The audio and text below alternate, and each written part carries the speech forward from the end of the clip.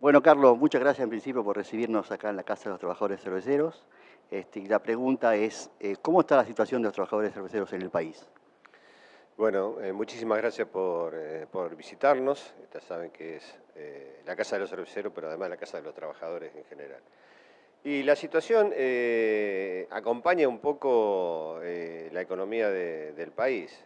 La situación económica de este país no está bien, como todos sabemos, y nosotros fabricamos un producto que no reviste característica de necesario y no es vital.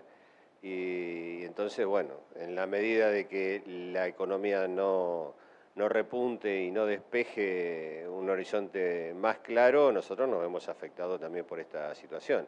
Tenemos plantas que no han arrancado a full, como en otros años para esta época, y en algunas plantas hemos tenido alguna dificultad de tipo climatológica, que ha pasado una cola de un tornado y ha destruido, y se está trabajando a full para ponerla en marcha. Pero nosotros acompañamos la economía. Si las cosas andan bien, la gente está más alegre y tiene más posibilidad de disfrutar de esa alegría. Entonces, nosotros acompañamos esa alegría.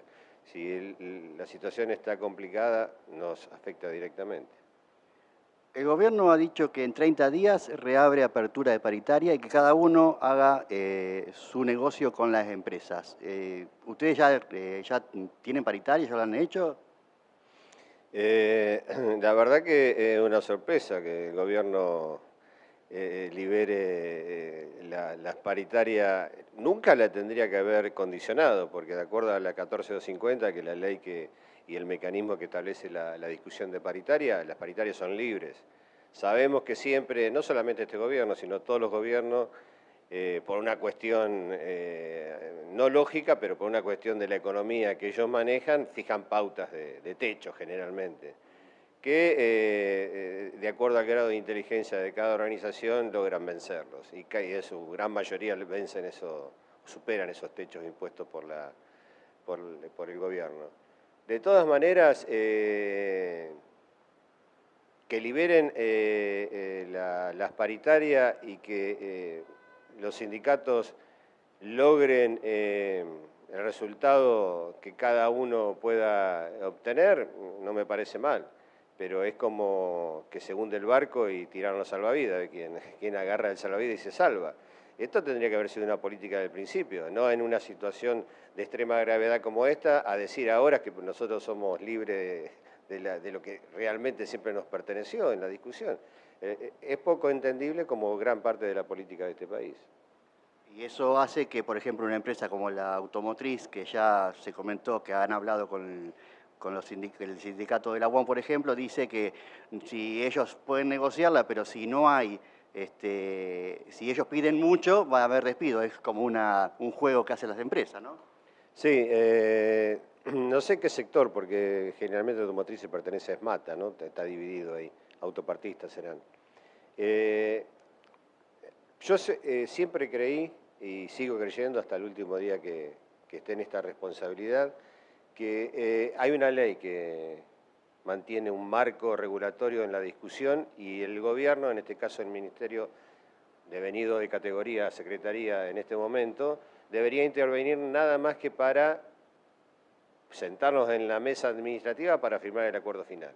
Nadie mejor que los trabajadores y nadie mejor que el empresario para saber en las condiciones que está y las condiciones que se puede discutir y lo que se puede obtener. Nosotros no somos tontos y los empresarios tampoco lo son. Nosotros sabemos hasta dónde podemos empujar y los empresarios saben hasta dónde pueden ceder. A todos, en definitiva, nos queda la duda si no presionamos lo suficiente o los empresarios si cedieron demasiado. Pero eso es parte de las reglas de juego. Nosotros en esa discusión no debería intervenir nadie, y mucho menos el gobierno, solamente con el marco regulatorio que prevé la ley para firmar el acuerdo definitivo. Pero si se dan estas posibilidades, seguramente vamos a llegar a muchísimos mejores acuerdos a los acuerdos que se están llegando cuando el gobierno interviene, que hay que reabrir paritaria constantemente. Porque si la discusión fuese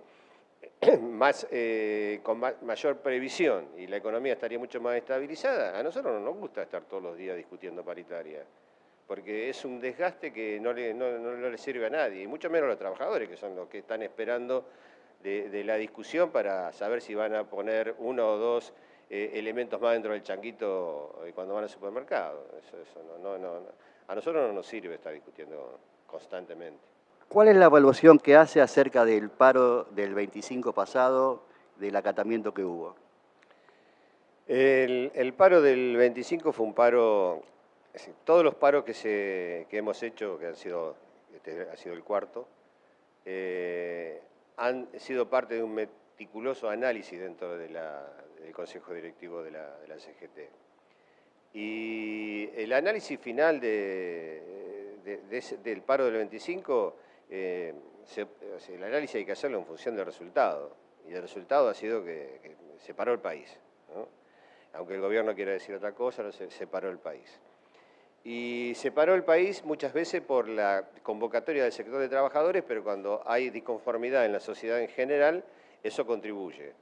Porque no se presiona demasiado, porque la gente dice, bueno, yo tampoco estoy de acuerdo, a lo mejor no estoy de acuerdo con los dirigentes sindicales, pero estoy de acuerdo en que la protesta es necesaria. Así que la evaluación del paro no se puede hablar de éxito, porque no es un éxito para nadie el tener que parar el país, pero la evaluación final es que toda la sociedad y el conjunto de los trabajadores pararon el 25 y el resultado final fue un acatamiento espectacular. ¿Usted cree que con este paro el gobierno puede cambiar sus políticas económicas? No. El paro es una demostración de disconformidad. Es decir, bueno, no estoy de acuerdo con esto, o no estoy de acuerdo con que me haya dicho determinadas cuestiones y que después de casi 3 años no se hayan cambiado. Y no hablemos, porque podríamos hacer una lista demasiado larga, la promesa en campaña de la eliminación del impuesto a la ganancia, del impuesto al trabajo, digamos, la posibilidad de pleno empleo, de que la inflación era una cuestión muy simple de resolver y que el 99% de los países no tenían el problema inflacionario y había el 1% en el cual estábamos nosotros en Argentina y se jactaban de decir de que lo solucionaban del día a la noche y bueno, sabemos lo que está pasando en este país, la inflación es incontenible, va a 1000 kilómetros y los sueldos van a 10, entonces es imposible, por eso el resultado el resultado de ese paro fue como fue. Ahora, que el gobierno modifique su política económica, no, está lejos de eso. O sea, un paro no le va a hacer modificar al gobierno. Primero porque creo que yo no sé si no están en condiciones, porque son todas personas inteligentes, o sea, son todos profesionales que están en el gobierno, que en algún momento, antes de que vayan al gobierno, participaban de programas de economía y de política y tenían las soluciones en la mano, por lo menos frente a la pantalla. Ahora, cuando les toca jugar el partido, están para el banco, no están para entrar a jugar de titulares. Así que no creo que el gobierno modifique absolutamente nada, y mucho menos ahora que hay una condición superlativa. Y la condición es que este gobierno ha ido al Fondo Monetario Internacional y ahora la economía no pasa por una solución interna. O sea, hay que preguntarle al fondo si se pueden hacer determinadas cuestiones o determinadas modificaciones de la política económica. Así que no creo que el gobierno modifique y reitero, no creo que lo modifique y no quiero ser peyorativo, pero no creo que estén con la altura suficiente, inteligencia suficiente como para poder modificar esto, que es un fracaso. Bueno, ante eso lo que dijo usted, entonces, ¿es una buena oportunidad para que el movimiento obrero se una a esta embatida de lo que está haciendo el gobierno? El movimiento obrero siempre ha tenido esta dicotomía de plantear la unidad y frente a las cuestiones que son así de tipo general y que afectan al conjunto de los trabajadores, no estoy hablando de los dirigentes, porque los dirigentes producimos divisiones, los trabajadores no producen división.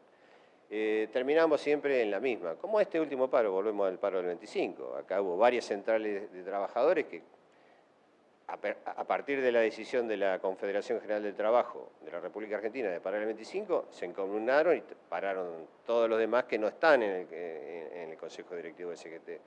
Así que yo creo que frente a los grandes problemas que afectan a los trabajadores, ahí está la unidad en la acción, ¿no? La unidad hacia dónde o lo que hay que hacer. Y hacia abajo siempre va a existir, existió siempre la división dentro del movimiento obrero de 2, 3, 4, hasta 5 centrales de trabajadores. Pero eso es parte de la idiosincrasia que tenemos nosotros en la discusión y de no ponerse de acuerdo a veces en la cuestión que es realmente importante, que no pasa porque yo esté de acuerdo con otro compañero. Lo que pasa es que los trabajadores que representan a ese compañero tienen los mismos problemas que tienen mis trabajadores. O sea, ahí hay que estar en la unidad para la acción. Y lo demás es parte del folclore nacional. Bueno, muchísimas gracias nuevamente por recibirnos. No, muchísimas gracias a todos ustedes. Y bueno, saludo de los trabajadores cerveceros, que sepan que esta es la casa no solamente de los propios, sino de todos los trabajadores del país. Así que las puertas están abiertas.